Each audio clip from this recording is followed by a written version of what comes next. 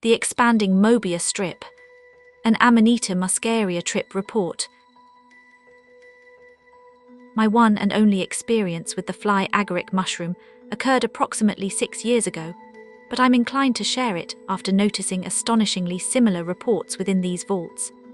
I hope my account lends credence and authenticity to the experiences previously shared here.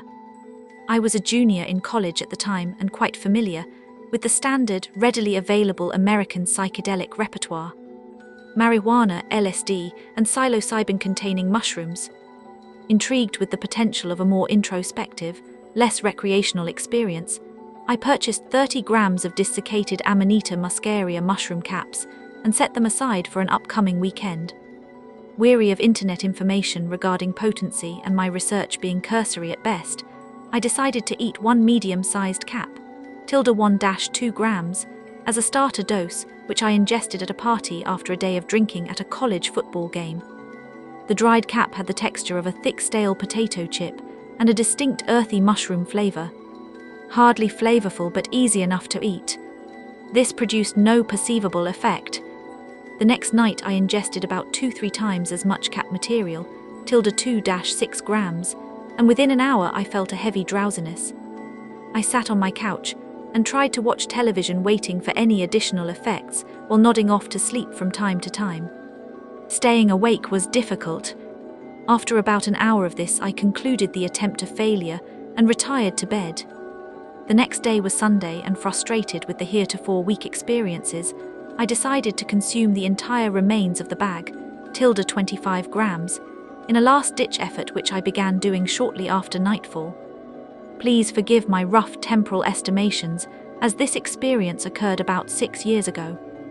As I said before, the caps tasted like stale mushroom-flavored potato chips and were easy to eat when they were few. Eating several small caps and the broken remains left in the bag was a more trying task. Since the caps were very dry, I had to chew them a lot to break them into pieces small enough to swallow, and the taste began to make me nauseous.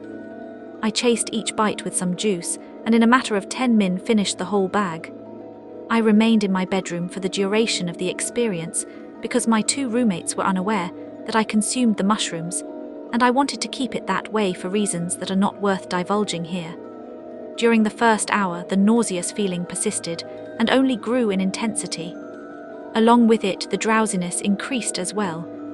During this onset period, I made frequent trips to the bathroom to vomit and diarrhea. I say frequent because I can't remember exactly how many, as my recollection becomes hazy at this point. Over the first hour, the desire to crawl into bed and sleep got stronger by the minute, and eventually I succumbed. At no point before I fell asleep did I experience hallucinations, visual or audio distortions, or any other hallmark of recreational psychedelics, i.e. LSD or psilocybin. The overwhelming feeling was that of gastrointestinal distress and sleepiness. What occurred next can best be described as an intense, confusing epiphanous dream. The only clear part of the dream was flanked by what felt like hours of forgotten dream sleep, bespangled with trips to the toilet. Since I can't remember much of those flanking regions of time, I will attempt to describe the central clear spot. The dream was furiously fast and likened to a loop, a cycle, even a Mobius strip. Within each section of the loop, I was presented with some scene or slide, like a frame on a strip of film. Each scene which unfolded wasn't very tangible or definable. But that didn't seem to be the point.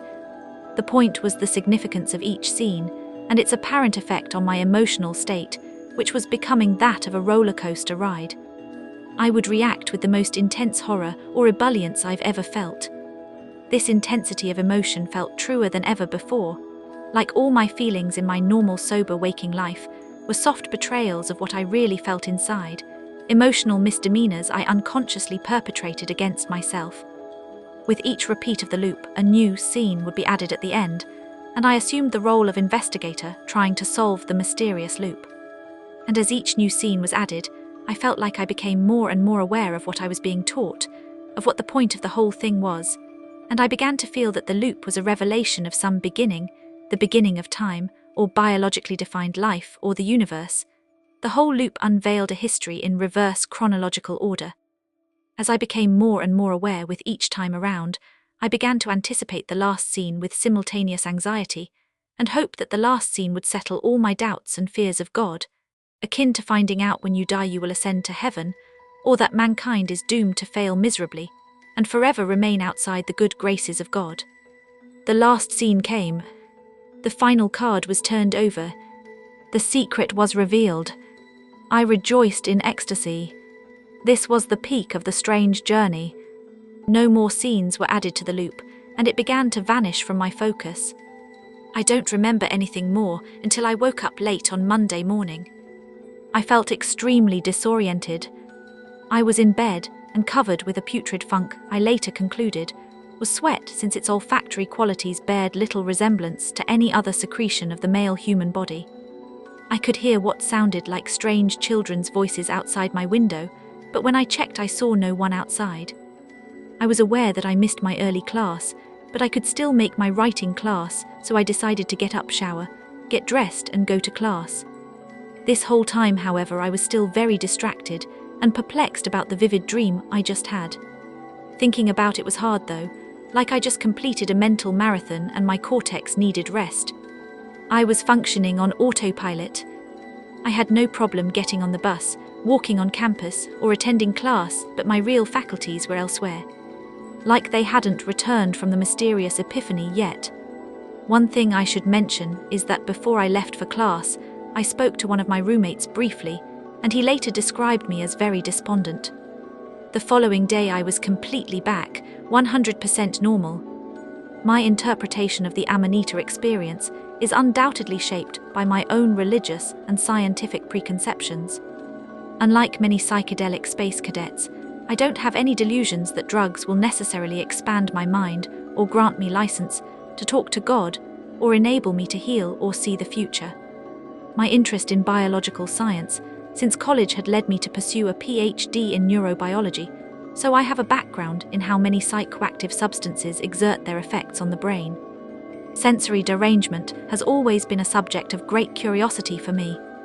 With that being said, I'm also a practicing Roman Catholic with a traditional view of faith, though my attitude towards mind-bending drugs may cause one to argue otherwise.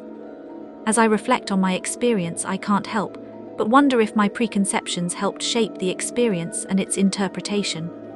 In other words, maybe I saw what I wanted to see. If a Siberian shaman 2,000 years ago chose to eat Amanita mushrooms in order to heal his tribe, I can see how he may interpret his experience as one of learning. This is evident in my inability to recall specific events or scenes in the dream, but rather how the dream made me feel. Like some great important knowledge was being bestowed upon me. Conveniently, the actual knowledge remains obscured, but the ride of receiving it is indelible. In conclusion, the fly agaric mushroom is not for the casual psychedelic user. Its effects are hardly recreational, and the gastrointestinal distress it causes is enough to prevent me from using it again. I admit the introspection was interesting, but dubious as well. I'm not convinced my experience was genuinely spiritual. Upon reflection, the great knowledge imparted to me remains esoteric, though I see the potential to romanticize this type of experience and understand its fascination.